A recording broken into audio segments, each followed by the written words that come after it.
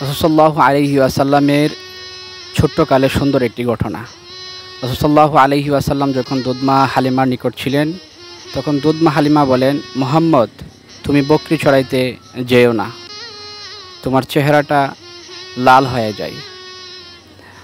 তো ঘটনাক্রমে কোনো একদিন মুহাম্মদ সাল্লাল্লাহু আলাইহি ওয়াসাল্লাম বকরি চড়াইতে গেলেন না। তার দুধমা হালিমার অন্য সন্তানরা যখন গেলেন, তখন আসার সময় একটি বকরি হারিয়ে ফেলেন। তখন দৌড়ে মার কাছে এসে কান্না করে বলছেন, মা, শিয়ালের দলেরা আমার এক বকরি নিয়ে যায়। তখন হালিমা তো সাদিয়াও কেঁদে দেন। তখন রাসূল সাল্লাল্লাহু আলাইহি ওয়াসাল্লাম বলেন, মা, আমি যাচ্ছি, দেখি বকরিটা নিয়ে আসা যায় কিনা।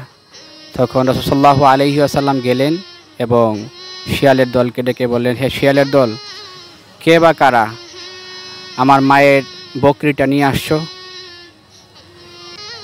তখন শিয়ালের দলেরা বলে, ইয়া রাসূলুল্লাহ, আপনি আজকে তো আসেন নাই, আপনাকে দেখার জন্যে আমরা বেকুল হয়ে আছি।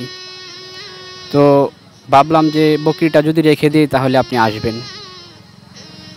তো রাসূল সাল্লাল্লাহু আলাইহি ওয়াসাল্লামকে প্রত্যেকটা প্রাণী কিন্তু চিনতেন, আল্লাহর প্রত্যেকটা সৃষ্টি চিনতেন, কিন্তু মানুষ হয়ে আমরা চিনতে পারিনি।